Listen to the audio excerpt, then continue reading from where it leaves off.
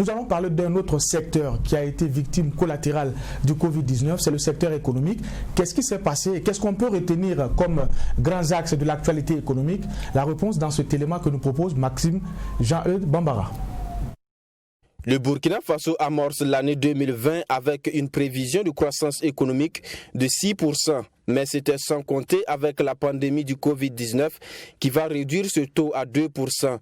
Depuis le 9 mars 2020, le Burkina Faso est atteint par la pandémie à coronavirus et pour faire face à cette pandémie, les autorités politiques burkinabais annoncent des mesures restrictives. Les marchés, les maquis, bars et autres débits de boissons et les frontières sont fermés. La mobilité est ainsi réduite. Une panoplie de mesures qui portent un coup dur à l'économie nationale. Ces mesures semblent asphyxier les Burkinabés. Dans plusieurs entreprises, on opte pour la mise en chômage technique.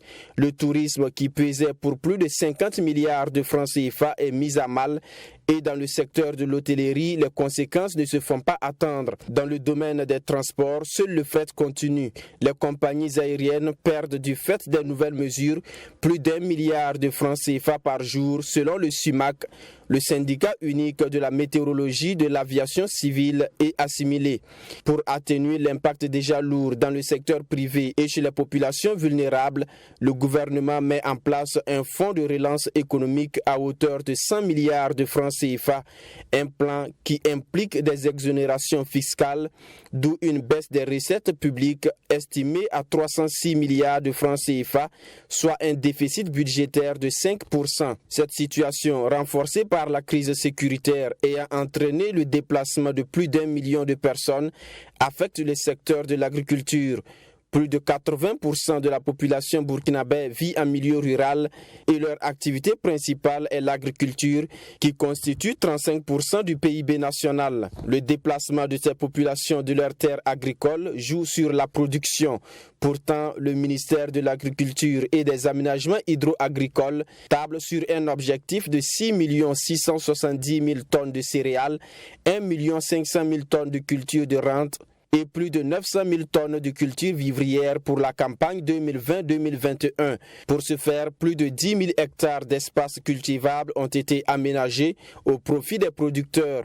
Aussi, 5 000 hectares de terres cultivables, 1 000 tonnes de semences améliorées et 1 250 tonnes d'engrais sont mises à la disposition des personnes déplacées internes. Dans le domaine toujours de l'agriculture, le Plan national de développement économique et social PNDS prévoit l'aménagement de 35 000 hectares de bas-fonds. Et en mi-2020, 24 000 hectares sont aménagés, soit un taux d'aménagement de 70%. Autre pilier de développement économique, les pôles de croissance. Cette année, le gouvernement a fait le bilan de la décennie du pôle de Bagré. C'est aujourd'hui plus de 5 000 hectares de terres aménagées pour des activités économiques.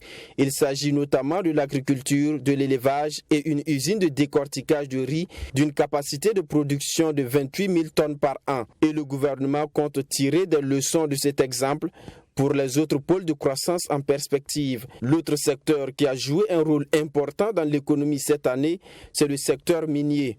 Malgré la situation sécuritaire et la pandémie du coronavirus, la production attendue en 2020 devrait demeurer stable, car au 30 juin 2020, le Burkina enregistrait déjà 26,5 tonnes. Avec 17 mines industrielles en exploitation, le secteur aurifère a contribué en 2019 pour 13,13% au PIB du Burkina Faso. Le secteur contribuerait en 2020 à hauteur de 10,20% du produit intérieur brut. De 2019 à mi-2020, le secteur a apporté 51 milliards de francs CFA aux collectivités territoriales dans le cadre du fonds minier. Attendue à 600 000 tonnes, la production cotonnière du pays n'atteindra que 460 114 tonnes environ au terme de la campagne 2019-2020. Une performance qui reste en hausse, environ 5% par rapport à la campagne précédente. Cette production a rapporté en gros 120 milliards de francs CFA, dont 58 milliards redistribués aux producteurs. Avec cette production, le pays se hausse au 4e rang des producteurs sur le continent. L'économie burkinabé, comme beaucoup d'autres, a été secouée par la pandémie de la maladie à coronavirus. Avec la nouvelle vague de contamination de l'après-élection, l'on s'interroge sur ses conséquences sur l'économie du pays des hommes intègres qui est déjà fragile. Eh bien, vous l'avez constaté, c'est un élément réalisé par Abdul Rahim Nyenye. Et pour aborder ce domaine de l'économie, nous sommes avec Amos Zongnaba. Amos Zongnaba, bonsoir. Bonsoir, M. Wessou. Vous êtes économiste et fiscaliste et c'est avec vous que nous allons aborder ce domaine de l'économie. Vous venez de suivre cet élément de Abdul Rahim Nyenye. On va dire que l'année 2020 a été beaucoup plus marquée par le Covid-19 qui a secoué beaucoup de secteurs, surtout au niveau de l'économie. Vous, quel est votre regard général sur l'évolution de ces différentes activités pour les recettes et leurs différentes stratégies de commerce en 2020? Merci beaucoup, M. Wissou. Merci également à la télé Truth TV pour l'invitation. Disons que 2020 a été marqué, comme vous l'avez dit, par la maladie à coronavirus, le Covid-19. Et justement, ça a joué naturellement sur l'économie burkinabé, qui s'est quand même bien comportée, malgré tout, on peut le dire. Et cela s'est matérialisé au niveau du gouvernement par une loi de finances rectificative, déjà pour réorienter les choses. Donc on a revu par exemple les prévisions des recettes, puisqu'on a pris un ensemble de mesures pour pouvoir répondre justement à cette crise de Covid. Et on a justement aidé à ce que les entreprises puissent se relancer après, j'allais dire, dans cette crise de Covid-19. Donc de façon générale, je dirais que l'économie burkinabé a quand même bien supporté le choc, même si on est toujours dans cette crise-là. Et les recettes ont été, en tout cas si c'est au niveau de la Direction générale des impôts, les recettes se portent bien, je peux dire. Alors on va parler de cette mesure apportée par le président du Faso pour pallier la crise du Covid-19. Est-ce que pour vous aujourd'hui, cette mesure-là est réceptive sur le terrain? Oui, elle est réceptive, mais je peux dire qu'il y a certains acteurs qui estiment qu'elle devait être prolongée au-delà de 2020, puisque bien sûr les effets de la crise ne s'arrêtent pas seulement qu'en quelques mois. Les mesures qui avaient été apportées, c'était pour 3 mois, en tout cas certains c'était jusqu'à fin avril, plutôt jusqu'à fin, oui, voilà. Et pour cela, fin juin plutôt, merci, fin juin plutôt, et cela a fait que certains demandent à ce qu'on puisse prolonger. Mais quand même, il y a eu des effets. Par exemple, quand je prends le secteur de la contribution des micro-entreprises, c'est ceux qui évoluent au niveau du petit commerce, on les a exonérés durant l'année entière de cet impôt-là. Donc ça fait un manque à gagner, non seulement pour les collectivités territoriales, mais également au niveau du budget de l'État. Alors c'est vrai que cette crise a également permis de voir un peu la capacité d'adaptation de nos entreprises locales. À ce niveau-là, qu'est-ce qu'on peut retenir? On peut dire que nos entreprises se sont quand même bien adaptées parce que nous n'avions pas l'habitude, j'allais dire le travailleur burkinabé ou les entreprises burkinabé d'être beaucoup plus sur le numérique. Nous étions plus sur du présentiel, mais cette crise est venue rappeler aux entreprises qu'il y a des opportunités, notamment le numérique, l'éthique, les technologies de l'information et de la communication, qui peut leur permettre, face à des crises pareilles, de pouvoir également continuer leurs activités et bien sûr de pouvoir faire du chiffre d'affaires. Ils se sont adaptés et des applications comme Zoom ont été expérimentées. Beaucoup d'autres applications en ligne également ont été expérimentées par les entreprises pour pouvoir continuer à vendre et à rester également compétitifs pour ne pas... Malgré tout, il ne faut pas aussi que l'arbre puisse cacher la forêt. Il y a également d'autres entreprises qui ont quand même mis la clé sous le paillasson, il faut le dire quand même. Et c'est dommage. Mais nous sommes dans un monde assez concurrentiel et ce monde-là, on doit pouvoir prendre en compte toutes les opportunités qui se présentent, notamment au niveau des technologies de l'information et de la communication. Je pense que la leçon est passée et les entreprises se sont adaptées justement en fonction de ça. Vous allez voir que les entreprises burkinabées sont beaucoup plus maintenant présentes sur la toile et sur le numérique. Elles commencent maintenant à aborder le marché numérique, j'allais dire, et même le marché international à travers le numérique, et cela se ressent bien sûr à travers le chiffre d'affaires qu'ils réalisent. C'est une passerelle donc pour permettre aux entreprises de s'imposer sur l'éthique. Oui, obligatoirement. Et même au niveau de l'administration, il y a eu cette adaptation. On n'avait pas cette habitude de pouvoir travailler que si ce n'est qu'en présentiel. Donc avec la crise du Covid, on a vu que les administrations se sont adaptées et on faisait du télétravail pour certaines administrations. Il y a certaines administrations qui n'ont pas pu le faire, mais ils ont essayé de mettre ce dispositif en place pour qu'en cas de situation pareille, qu'ils puissent continuer de travailler. Mais que l'administration, c'est une continuité, quel que soit ce qu'il va arriver. L'administration doit pouvoir continuer parce que le service public, tout le monde en bénéficie, tout le monde en a droit. Alors c'est vrai que le Covid-19 a ébranlé le secteur économique national, mais au-delà de Burkina Faso, il faut dire que c'est tout le commerce international qui a été bouleversé par cette pandémie-là. Oui, c'est tout le commerce international qui a été bouleversé, même si certains beaucoup ont pu tirer leur épingle du jeu. Vous avez vu qu'il y a certaines entreprises, notamment au niveau du numérique, qui ont pris en tout cas un certain envol, et ceux qui travaillaient au niveau du numérique également ont pu se positionner et ont pu tirer leur épingle du jeu. Donc au niveau même international, c'est tout le commerce. On a vu que la croissance mondiale va baisser. Voilà, la croissance mondiale va baisser en tout cas selon les chiffres, vont baisser de plus de 3 à 4 points. Voilà, et cela va jouer, bien sûr, cela montre que la richesse qui va être créée au niveau mondial va bien sûr baisser, et au niveau international avec le commerce également, puisque les déplacements étaient limités, on pouvait plus voyager comme nous voulions, les entreprises ou en tout cas les hommes d'affaires ne pouvaient plus aller par exemple à Dubaï ou en tout cas dans d'autres pays comme ça ou qui sont reconnus comme des pays d'affaires. Alors bien sûr ça joue bien sûr sur le commerce international. Peut-être dernière question, M. Zongnaba. Oui. 2020 a été, je dirais, marqué par le débat autour de la création de la monnaie unique, l'ECO. On pensait avoir une concrétisation, en tout cas franchir un palier en 2020, mais jusqu'à présent, on attend toujours beaucoup de débats, mais très peu d'actions sur le terrain. Qu'est-ce qu'on peut dire rapidement sur cette question de l'ECO? Moi j'étais presque convaincu qu'en 2020 on ne pouvait pas mettre en place cette monnaie. C'est parce que rien n'est pratiquement fait, à part cette annonce du 21 décembre 2019 qui a eu lieu entre Alassane Dramane Ouattara, le président ivoirien, et puis le président français Emmanuel Macron. Il n'y a pas eu pratiquement grand chose qui s'est fait, mais une monnaie ne se crée pas comme ça. Il y a les travaux techniques qui doivent se faire pour qu'on puisse voir, et on a regardé également les critères de convergence. Est-ce que les 8 pays de l'UEMOA par exemple, les critères de convergence, que ce soit du premier rang ou du second rang, ont été respectés. Peu n'ont pu le respecter. Et pour l'année 2020, nous voyons qu'il y avait qu'un seul pays, notamment le Togo. Voilà, tous les autres étaient encore toujours en train qui ont respecté les 2 critères, de premier et de second rang. Donc c'était assez difficile de mettre en place cette monnaie. Donc jusque-là, c'est toujours des débats, parce que justement, on n'a pas épuisé le débat. Et malheureusement, le débat ne se mène même pas en Afrique. Le débat se mène hors de l'Afrique. Le débat se mène en France, où ce sont les parlementaires qui parlent de notre monnaie à nous, et nous-mêmes on est assis. Jusqu'à présent, je suis étonné par exemple qu'il n'y a même pas eu une... Donc il faut tropicaliser le débat. Bien sûr, il faut même s'approprier le débat. C'est notre débat en fait. Puisque faut pas... On a pendant longtemps dit qu'on nous a imposé une monnaie. On nous disait, voilà une réforme qui est là et qui a été proposée.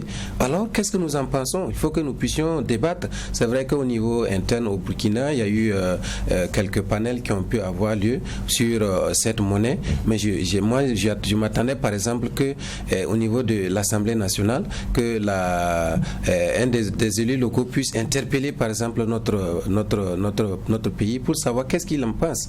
Qu'est-ce que notre gouvernement, par rapport à ce positionnement de l'ECO là, qu'est-ce qu'on a dit? C'est vrai qu'on a dit que Alassane a pris la décision au nom de tous les 8 chefs d'État de l'UEMOA en tant que président en exercice, mais je pense que le débat ne doit pas en rester là. Mais c'est vrai aussi quand même que depuis lors, on n'a même pas entendu de façon officielle un chef d'État de ces pays de l'UEMOA là déclarer de façon officielle qu'il est partant ou non avec cette monnaie-là. Et justement, c'est pourquoi moi je trouve que c'est dommage. C'est pourquoi je trouve que le débat n'est même pas encore au niveau des pays de l'UEMOA.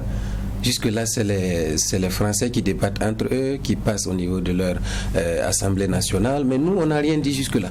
Nous, on ne sait pas est-ce que cette écho-là, ça va nous arranger. Est-ce que les réformes qu'on a proposées, c'est vrai que c'est un peu intéressant, mais est-ce que c'est juste pour la symbolique? Mais bon, dans le fond, rien n'a changé. On a dit que la France n'aura plus un représentant, mais quand même, on a vu que par la suite, on a vu qu'il y aura quelqu'un qui va représenter quand même la France. Voilà, donc ça veut dire qu'il y a beaucoup d'autres choses, il y a beaucoup de choses en suspens. Et pour moi, pour des questions assez importantes comme ça, comme la réforme de la monnaie qui touche tout le monde, c'était important quand même de pouvoir débattre, en faire un débat au niveau de tous les pays de l'UEMOA et qu'on puisse savoir quelles sont les clauses de cet accord pour qu'on puisse en savoir. Mais jusque-là, en tout cas moi je n'ai pas vu les clauses de cette réforme-là. On nous a annoncé seulement qu'il y a eu 3 réformes, enfin 3 changements majeurs, mais bon, on ne voit pas trop quels sont les documents qui sous-tendent cela. En clair, il faut que les pays concernés s'approprient ces différentes conditions pour voir clé dans la monnaie éco. Merci à vous. Amos Zongnaba, je rappelle, vous êtes économiste fiscaliste. On va évoluer maintenant, retrouver l'élément de Michael Tougri et Nelly Tapsouba. C'est dans le domaine de la santé. Le Covid-19 reste la maladie qui, en 2020, aura mis à rude épreuve le système sanitaire du Burkina Faso déjà fragile. Tout commence pour le Burkina Faso le 9 mars 2020 où le patient zéro du Covid-19 est annoncé. Le 16 mars, les premiers cas de Covid-19 contraignent le gouvernement à la prise de mesures de restriction. Fermeture des frontières, mise en quarantaine des localités touchées, couvre-feu, fermeture des écoles. Des mesures qui suscitent l'indignation chez les populations. Le 18 mars, le Burkina Faso enregistre son premier décès lié à la Covid-19. Il s'agit de la députée maire Rose-Marie Komdi-Dambé. Les circonstances du décès et sa prise en charge font débat. La méfiance entre population et l'exécutif est réelle. L'équipe de coordination de gestion de la pandémie, dirigée par le professeur Martial Ouedraogo, essuie de vives critiques. Le professeur est finalement débarqué de son poste au Conseil des ministres le 29 avril. Le gouvernement, dans son communiqué, parle d'une situation extrêmement grave. À cette date, le pays totalise 645 patients. Les messages de sensibilisation se multiplient et les populations sont appelées au respect des mesures barrières et des mesures de restriction.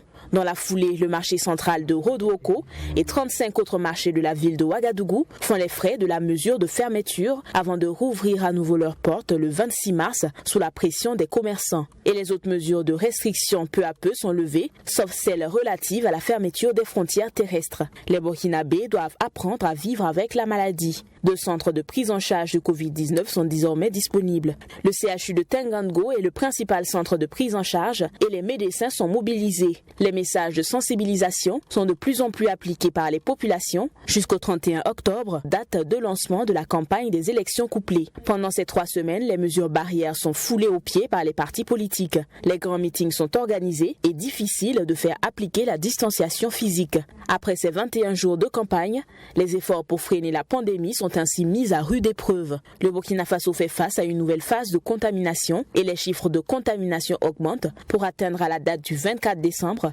1554 cas actifs pour 77 décès. La maladie du Covid-19 a réussi à mobiliser toutes les énergies et les ressources. À côté de cette pandémie, la première cause de mortalité et de consultation au Burkina Faso, le paludisme, continue de sévir avec très peu de mobilisation de la communauté pour lutter contre la maladie. L'opération de gratuité de soins des femmes et enfants de moins de 5 ans a été maintenue en 2020. Selon le bilan, plus de 70 millions de prestations ont été offertes pour un coût de 120 milliards de francs CFA. Une annonce du ministère de la Santé. Un engagement tenu par le président du Faso, malgré la difficulté qu'a connue cette campagne. Un autre engagement concrétisé en 2020, celui de l'assurance maladie universelle qui devra toucher à terme 20% de la population. En 2020, c'est aussi plusieurs infrastructures sanitaires inaugurées, dont le CHU de Ziaré, mais aussi le lancement des travaux de construction de l'hôpital de référence de Bobo Dioulasso à Bala le 20 octobre. Le gouvernement fait don de 300 ambulances pour soulager les évacuations sanitaires. Malgré les efforts du gouvernement burkinabé dans le domaine de la santé, force est de reconnaître que de nombreux défis restent à relever dans les formations sanitaires. Des défis qui figurent sur la plateforme revendicative des partenaires sociaux qui se sont fait entendre à travers plus de mouvements d'humeur tout au long de l'année 2020.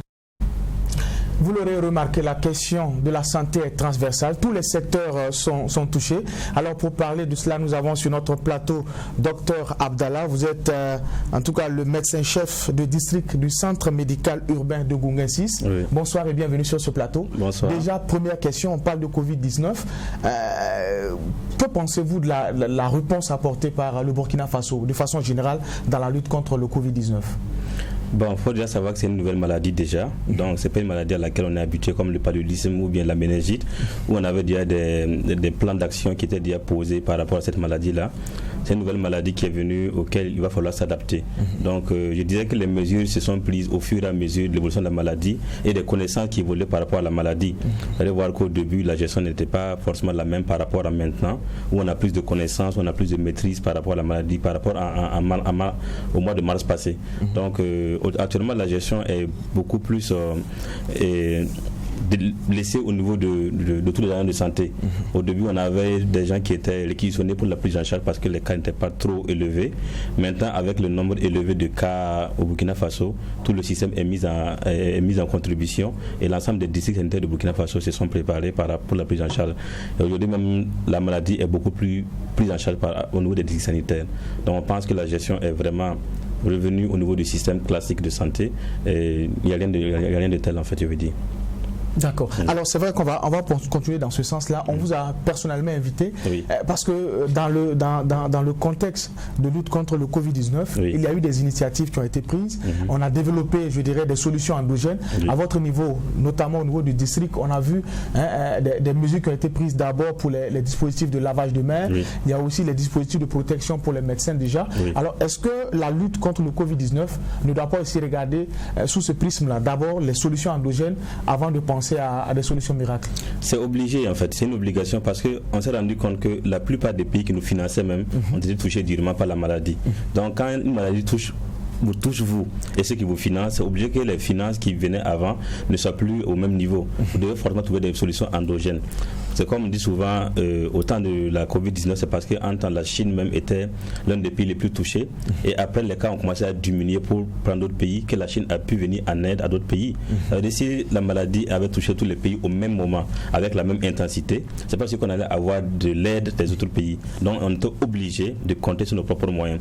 Donc c'est obligé et c'est vital même, je dirais, qu'on puisse trouver des solutions endogènes, non seulement pour la Covid-19, mais pour toutes les maladies que nous souffrons et dont toutes les années nous faisons appel à des aides extérieures pour venir nous aider.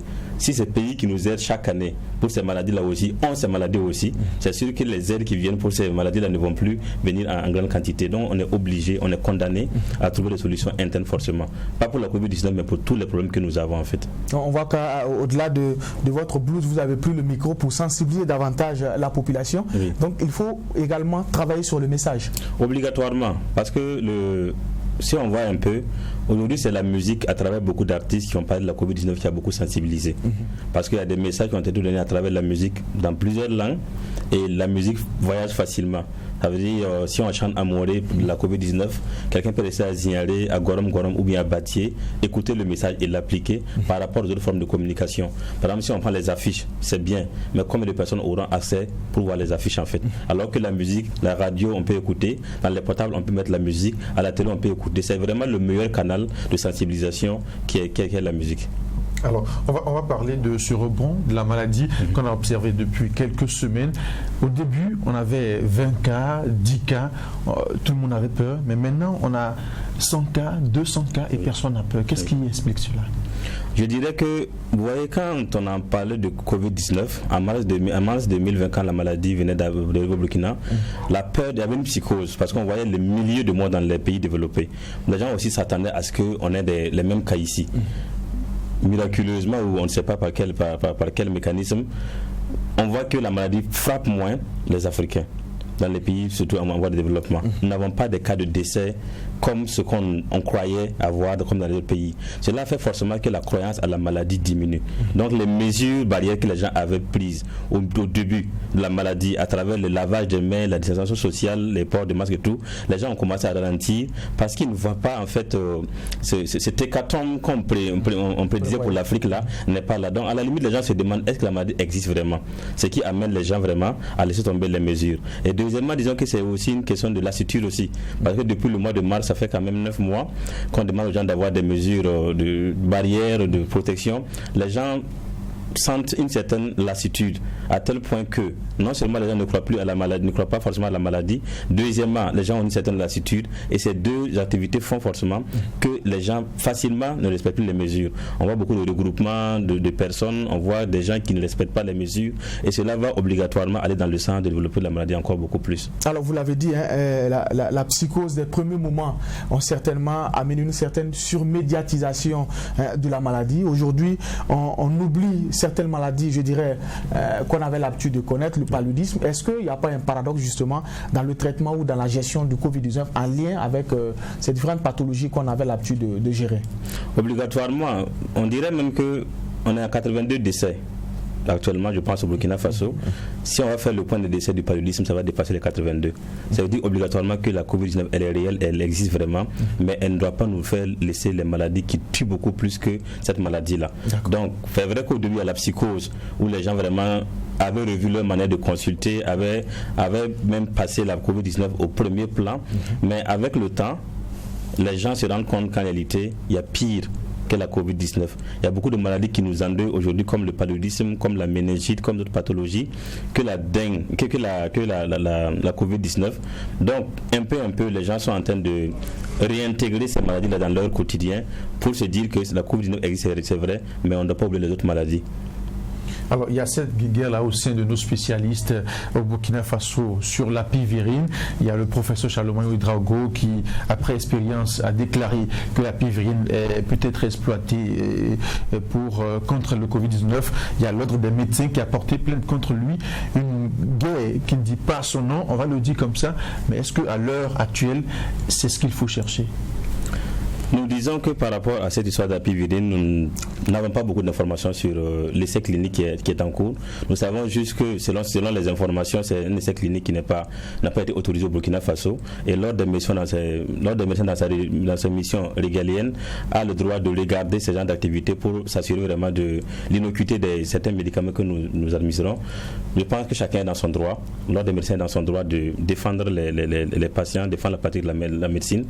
Mais comme nous n'avons pas beaucoup d'informations, nous pensons que l'avenir nous dira beaucoup plus sur cet essai clinique par rapport à la l'apivirine. Mais beaucoup de personnes quand même avaient pris l'apivirine lorsqu'ils étaient atteints du Covid-19. Oui. Mais aujourd'hui, qui ont retrouvé la santé, c'est à base de cela certainement que le professeur Charlemagne, qui n'est pas du moins au sein de la médecine burkinabé, après recherche, a dit voilà que cela est quand même important, on peut l'administrer aux patients. Vous savez, la Covid-19 est une nouvelle maladie où il faut vraiment faire attention. On dit souvent même que la maladie est asymptomatique à 80% des cas et que le nombre de décès est peu élevé. Cela fait que quand un patient guérit de la Covid-19, il faut vraiment beaucoup d'enquêtes pour savoir si c'est le médicament qui l'a guéri ou bien c'est son système immunitaire qui l'a aidé à guérir en fait. Donc comme les recherches n'ont pas beaucoup avancé, on ne peut pas affirmer jusqu'à présent que telle molécule soigne la Covid-19.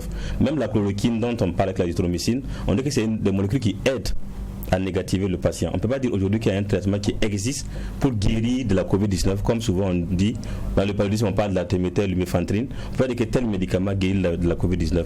On dit que la chloroquine et la azithromycine aident à négativer le patient, mais on ne dit pas que ça soigne la maladie. Donc jusqu'à l'heure actuelle, les patients qui guérissent, honnêtement, on ne peut pas savoir si c'est tel médicament ou tel médicament, parce que la maladie elle-même est à 80% asymptomatique. Merci Dr Abdallah Ouedraogo. Je rappelle que vous êtes médecin chef de district du centre médical urbain de Gongessis. Oui. Avec vous, nous allons parler de la question sanitaire en lien avec la rétrospective 2020. Merci d'être passé. Merci nous allons franchir un autre cap dans cet échange-là. Nous allons parler culture et c'est juste après ce reportage. Les activités du monde culturel ont tourné au ralenti durant l'année 2020. La maladie à coronavirus, les attaques terroristes et les différents mouvements d'humeur sont entre autres les contraintes auxquelles ont fait face les acteurs culturels. Le secteur a fait preuve de résilience et quelques activités majeures ont pu se tenir. On a dès le début de l'année 2020 la rencontre des ministres de la culture des pays membres du G5 Sahel qui avait pour objectif de trouver les voies et moyens à travers la culture pour lutter contre l'extrémisme violent. À terme, il a été décidé de faire de la culture une arme de lutte contre le terrorisme et l'extrémisme violent. Au titre des activités culturelles qui ont pu se tenir, on note aussi ce rendez-vous combien important au cours de laquelle les 12 personnalités culturelles de l'année ont été distinguées. Une édition organisée le 31 janvier qui aura tenu toutes ses promesses. On n'oubliera pas aussi les NAC, nuits atypiques de Koudgou, qui ont failli être reportées. Fort heureusement, la maladie à coronavirus a connu une régression au mois de juillet. Une aubaine qui a permis aux organisateurs de tenir la 25e édition de ce rendez-vous culturel dans la cité du Cavalier Rouge du 23 au 29 novembre dernier. Les REMA, rencontres musicales africaines, ont été également effectives du 22 au 24 octobre dernier. Une 3e édition des REMA qui a réuni des producteurs, réalisateurs et artistes d'ici et d'ailleurs. Les acteurs y ont pris la résolution de mettre le digital au service de leur corps de métier. Les Sotigui Awards ont également occupé une place de choix dans l'agenda culturel de l'année 2020. Les acteurs du 7e art africain ont vu leur talent distingué dans la capitale burkinabé le 14 novembre 2020. L'art de la scène était aussi à l'honneur en 2020 avec la 11e édition des Récréatales. Organisée du 24 au 31 octobre, la QV 2020 a vu la participation des festivaliers venus du Burkina et même hors de nos frontières. Parmi les activités culturelles qui ont tenu le pari de la régularité dans l'organisation en dépit du contexte sanitaire, on peut également citer les Marley d'Or, une cérémonie de récompense des reggae makers qui était à sa 7e édition. À l'heure du bilan, on retiendra que le coronavirus a bouleversé le programme de certaines rencontres culturelles nationales et internationales. La 16e édition du SIAO, Salon international de l'artisanat de Ouagadougou, initialement prévue du 29 octobre au 8 novembre, a été annulée. Environ 400 000 participants étaient pourtant annoncés pour cette biennale. D'autres activités ont dû se réadapter avec la situation sanitaire liée au coronavirus. C'est le cas de Jazz Awaga qui s'est tenu virtuellement du 29 mai au 6 juin. L'année 2020 a été aussi marquée par des sorties discographiques d'artistes de renom. On a entre autres Don Charles de Batero qui a fait danser ses mélomanes au rythme de son album Sundiata. Bila Kakora, Miss Maya et le collectif de slam Consonne et Voyelle, pour ne citer que ceux-là, ont enrichi leur discographie en 2020. Au cours de cette année aussi, les mouvements d'humeur ont secoué le secteur de la culture. On se rappelle encore du mouvement d'humeur des artistes devant les locaux du bureau burkinabé des droits d'auteur. La répartition des fonds du coronavirus d'aide aux artistes était la pomme de discorde. Le secteur culturel a été endeuillé en 2020. Dans le monde du cinéma, le célèbre acteur Simon-Pierre Nikiemadi Brigadier a tiré sa révérence dans la nuit du 11 octobre 2020. En avril dernier également, le monde de la presse, du cinéma et de la musique pleurait la disparition de Moustapha Thiombiano. La mort tragique de Yannick Sankara, journaliste culturel en terre ivoirienne le mercredi 19 février 2020, a été également l'une des pages noires de l'année 2020. Vous venez de suivre cet élément de Nadine Zongo avec Ami Valiant et nous sommes dans le domaine de la culture. Pour en parler sur ce plateau, nous sommes avec Daouda Sané, journaliste culturel, Truc TV Watt FM. Daouda Sané, bonsoir. Bonsoir. Également Youssef Ouedraogo, journaliste culturel et opérateur culturel également. Youssef Ouedraogo, qui est un habitué de la maison. Youssef Ouedraogo, bonsoir. Oui, bonsoir à tous. Vous avez suivi le reportage de nos journalistes. L'année 2019, sur le plan culturel, a été beaucoup impactée par le Covid-19. Oui, absolument. Je crois que parfois aussi, on manque de le dire. Moi, j'ai suivi le reportage tout à l'heure. Je vois qu'en si peu de temps, quand même, elle a réussi à prendre en compte tous les éléments qui ont marqué l'année 2020. Et c'est un travail quand même titanesque qu'il faut apprécier. Et maintenant, pour revenir sur le fond, je dis effectivement qu'on ne peut pas parler de 2020 sans parler bien sûr des effets donc liés à Covid-19 et qui a impacté négativement, on va dire, le secteur culturel au cours de l'année 2020. Maintenant, les acteurs se sont organisés autrement. On dit parfois qu'une crise est une opportunité et les acteurs donc se sont organisés pour donner une réponse à Covid, mais pour trouver d'autres alternatives. Et il y a eu beaucoup de projets donc, qui sont nés autour donc, de cette maladie, notamment au niveau de la création artistique, où les artistes sont rentrés en studio non seulement pour sensibiliser la population par rapport donc, aux gestes barrières, mais également à faire des chansons aussi pour soutenir donc, le personnel soignant dans le cadre donc, de cette lutte contre Covid.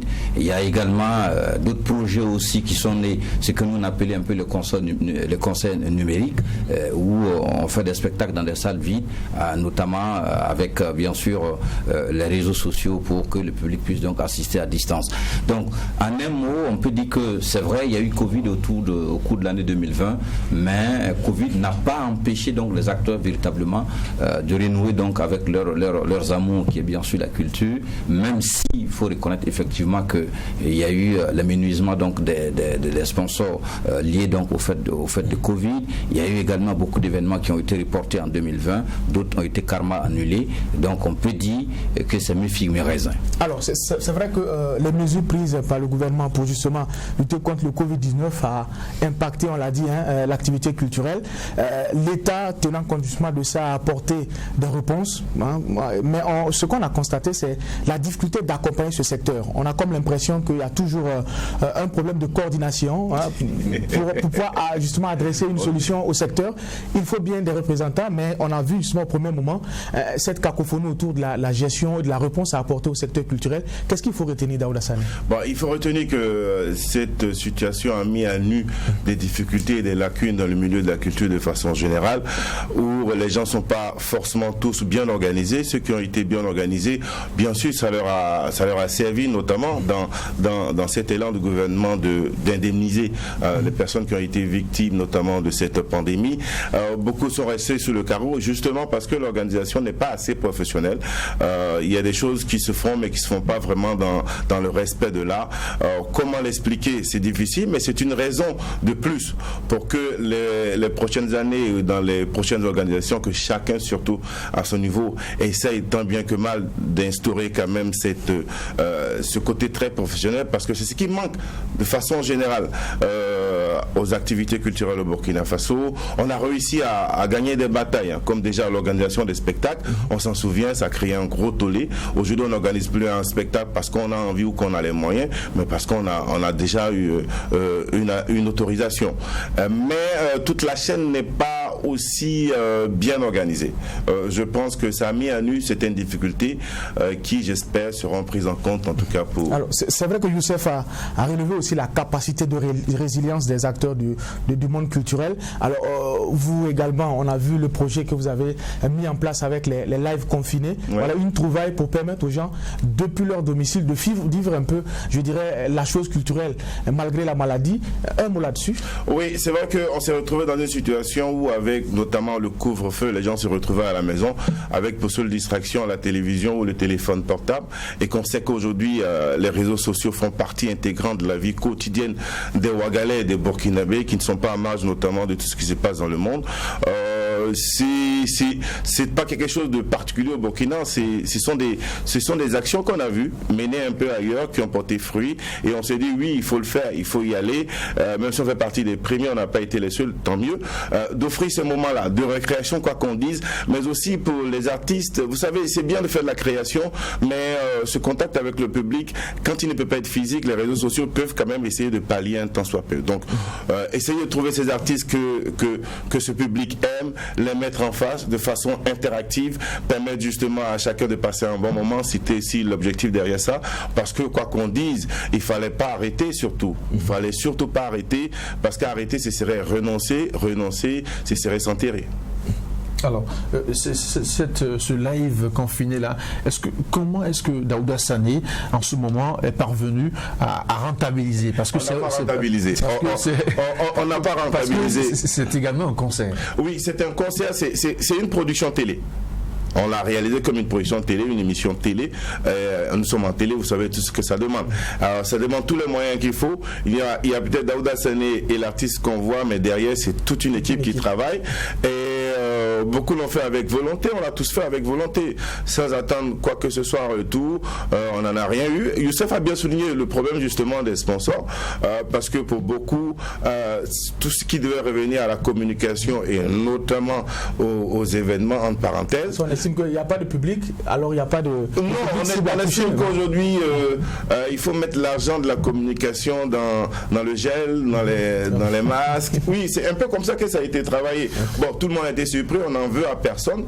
Donc du coup, oui, on l'a fait, on n'a pas rentabilisé. Même les artistes Non, je pense que chacun est venu avec bon cœur. Chacun est venu justement avec bon cœur. Chacun est venu avec l'envie surtout de partager une scène. Et puis, ça manque, quoi qu'on dise, quand on met autant de temps. Donc on l'a fait bon cœur. On a surtout gagné dans la sympathie des gens. On a gagné dans l'impression d'avoir fait quelque chose aussi. Alors Youssef, on doit apprendre à vivre avec le Covid-19 et la culture peut nous y aider à atteindre cet objectif-là.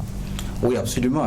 C'est vrai que vous posez une question, mais je voulais aussi revenir parce qu'il me sera difficile de parler de l'année 2020 sans parler de 1 milliard 250 millions de francs CFA que l'État a octroyé donc aux acteurs culturels pour faire face aux problèmes liés à Covid. Bon, c'est vrai que ça a donné un peu l'impression que les acteurs ne sont pas organisés. Moi, je viens par exemple du Fonds de développement culturel et touristique où je suis allé soumettre un dossier dans le cadre donc d'un projet qui a été lancé par l'Union européenne, cofinancé par l'Union européenne et l'État burkinabé. Mais je me suis rendu compte effectivement que le secteur culturel s'organise, se structure. Parce qu'aujourd'hui, vous avez des associations culturelles qui existent, vous avez des entreprises culturelles qui existent et qui bénéficient donc des fonds qui sont octroyés donc par ce fonds de développement culturel et touristique. C'est vrai, il y a eu un tollé, mais par la suite, lorsque les critères donc de sélection ont été donc donnés, lorsqu'on a mis un comité scientifique pour réfléchir sur les critères qui devaient donc servir de base pour, comment on appelle ça, et pouvoir donner le soutien aux acteurs, je crois qu'il y a eu quand même une sorte d'accalmie qui est retombée au niveau du milieu. Maintenant, c'est vrai que moi j'ai toujours dit que la professionnalisation du secteur culturel au Burkina Faso, c'est encore un idéal. Mais ce n'est pas un idéal qui est impossible, parce qu'au fur et à mesure, quand on regarde, dans tous les secteurs, dans tous les maillons, on se rend compte qu'il y a une forme donc de professionnalisation. Les gens veulent en vivre donc de leur métier et qu'il y a la nécessité bien évidemment de se former. Maintenant, pour répondre à votre question, effectivement, on a vu comment le ministère de la Santé, comment le ministère de la Communication, comment le ministère donc de la Culture, de façon transversale, tous ces ministères donc ont été mis donc, si vous voulez, à contribution pour pouvoir donner une réponse à Covid-19. Quand je parle donc du ministère de la Culture, je me suis rendu compte effectivement que des artistes, non seulement ont fait sortir des chansons, mais il y a aussi d'autres artistes qui sont dans le monde du théâtre qui ont fait ce que nous appelons donc des micro-programmes et qui ont diffusé. Et au niveau des médias, on a vu effectivement aussi qu'on a utilisé donc ces canaux pour faire passer donc des messages. Donc c'est pour dire en un mot qu'on ne pouvait pas donner donc une réponse à Covid sans tenir compte de la culture qui, vous le savez, la culture, comme disait donc Nelson Mandela, un artiste touche beaucoup de cœur qu'un homme politique. C'est pour dire que l'art est quelque chose qui peut à la fois être thérapeutique et on l'a senti avec Covid. Alors, on l'a senti, il faut souligner surtout cet engagement citoyen des artistes de façon générale qui ont apporté, à mon avis en tout cas, une réponse, celle qu'ils devaient apporter pour accompagner les populations. Sans quoi déjà on ne pourrait pas traverser cette période de Covid en toute tranquillité. Merci à Youssef Ouedraogo, merci à Daouda Sané, merci. Alors on est pris par le temps, on en a un peu l'habitude. On est pris par le temps, on va retrouver maintenant ce dernier chapitre de cette émission, le domaine du sport, avec ce que nous propose Samy Timtoré. L'actualité sportive au cours de cette année 2020 a été plus ou moins pauvre. Avec la pandémie de coronavirus, les événements ont été interrompus ou repoussés. On se rappelle en football que le championnat national de première et de troisième division ont été annulés. À 26 journées, il ne restait plus que 4 journées pour clore la saison en première division, mais la fédération a choisi de stopper la saison pour éviter la propagation de la maladie. Dans la sous-région, beaucoup de championnats ont été également annulés à cause de cette pandémie. Les étalons locaux devraient prendre part au championnat d'Afrique des Nations CHAN Cameroun 2020. Et après analyse, cette compétition a été repoussée pour janvier 2021. Cette année 2020 a été marquée également par le renouvellement des instances fêtières au niveau des différentes disciplines. Entre autres, en handball, Stella Tapsoba a été élue pour les 4 prochaines années. En Kung-Fu, Jean Konsebo se succède à lui-même. Suleiman Yamego, dit Yamsoul, est élu pour la première fois à la tête de la Fédération burkinabé de basketball. En gros, 22 fédérations ont renouvelé leur bureau exécutif. Les élections au niveau de la Fédération burkinabé de football ont fait plus de bruit, avec au départ 5 annonces de candidature. Finalement, 2 candidats, en l'occurrence Amadou Traoré et Lazare Bansé, ont vu leur dossier validé. Finalement, c'est Lazare Bansé qui a été élu et remplace Sita Sangaré. Après cet épisode, le championnat national a repris avec, pour cette saison, 18 équipes puisqu'il n'y a pas eu de relégation à cause de l'annulation du championnat. Le championnat national de 2e division étant terminé, forcément 2 équipes devraient monter en première division pour augmenter le nombre à 18. Au départ du championnat, les matchs se jouaient à huis clos, mais après quelques journées, les supporters ont regagné les gradins. Un début difficile également à cause du non-respect de l'augmentation de la subvention par le nouveau président de la Fédération burkinabé de football, comme il avait promis pendant sa campagne, ce qui a poussé quelques clubs à boycotter les premiers matchs. Après discussion, la 2e journée a été tenue avec succès.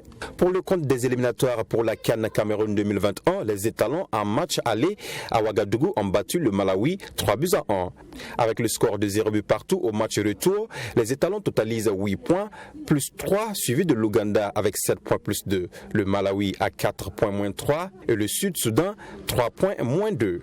On peut donc dire que les étalons avec la première place sont plus ou moins qualifiés puisqu'il reste 2 matchs, en l'occurrence la 5e journée contre l'Ouganda le 22 mars prochain et la dernière journée à domicile quelques jours plus tard.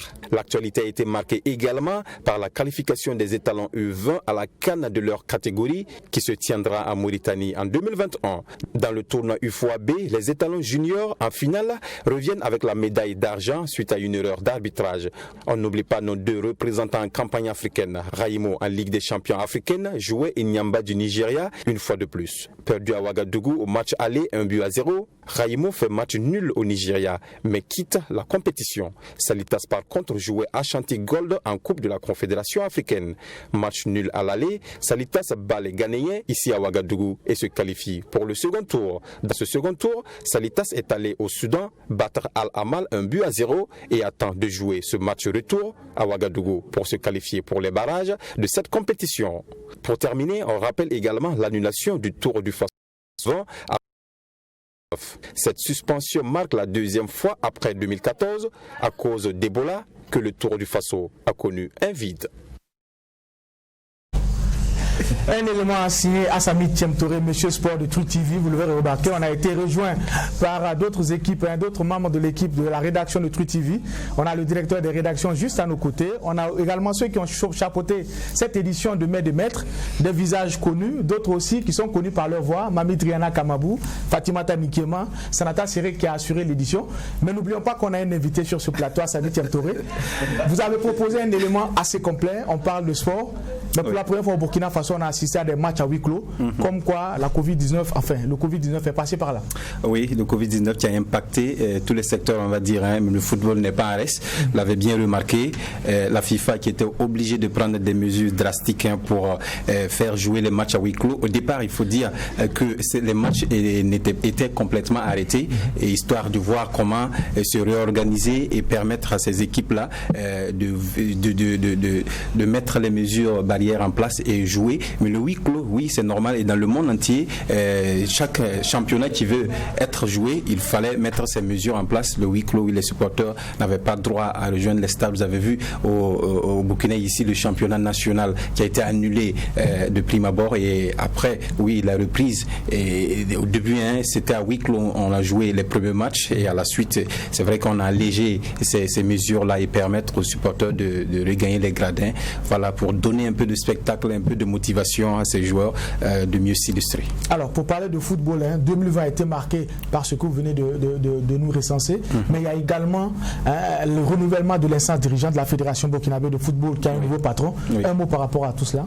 Oui, c'est vrai. Avant d'en arriver à la section football, il faut dire que c'est 22 fédérations qui ont été renouvelées. Voilà, donc, et ce qui a impacté beaucoup le monde du sport au Burkina Faso, et c'est bien sûr celui de la Fédération burkinabé de football, au départ avec 5 candidatures, 5 intentions de candidature, et à la fin, c'est 2 personnes, en l'occurrence Lazare Bansé et Amadou Traoré, qui ont vu leur dossier validé, et à la fin, c'est Lazare Bansé qui a été élu. Oui, Lazare Bansé qui était un peu méconnu, et oui, il faut dire, du monde sportif burkinabé, du public sportif burkinabé, oui, mais qui a traversé l'étoile filante de Ouagadougou comme président de ce club-là.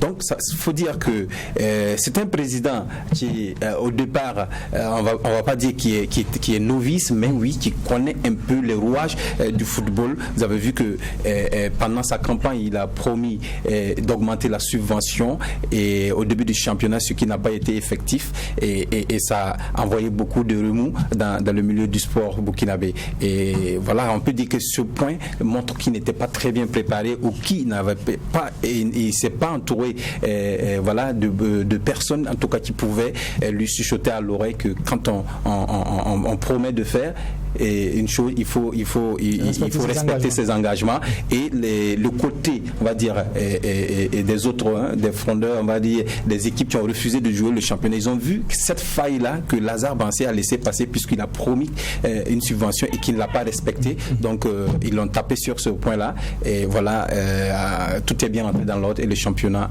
s'est poursuivi. Assami Timtori, on ne pourra pas clore l'actualité sportive sans parler des belles performances de Hugues Fabrice Zongo, également Aaron Bibi au cours de cette année 2020. Oui, c'est vrai, ce sont des personnalités du monde du sport burkinabé qui ont en tout cas porté le nom de Burkina Faso dans le monde entier. Fabrice Hugues Zongo, que vous connaissez très bien cette année, qui a fait des prouesses. Malheureusement, le Covid aussi qui a interrompu son élan, puisqu'il devrait participer à une compétition internationale, on va dire une grande compétition qui allait le propulser sur la haute marche du podium mondial. N'oubliez pas que la dernière compétition à Doha, il était classé 3e, la médaille d'argent, non, la médaille de bronze, oui, qu'il a ramené au Burkina Faso. Après cette compétition, il était en tout cas au coude à coude avec les Américains, un Burkinabé d'ailleurs qui était au coude avec les Américains. C'est une grande performance. Et Aaron Bibi également, il ne faut pas l'oublier, qui a remporté le Lifelong, qui est une compétition aussi de renommée internationale. Donc c'est à saluer. Merci beaucoup à vous, Assami Timtori. Merci à toute l'équipe, tous ceux qui ont pu réaliser cette émission et ceux qui sont dans ce studio. Merci. Rétrospective 2020. Merci à vous qui nous avez suivis à la radio comme à la télé. On vous retrouve l'année prochaine et heureuse année à chacun.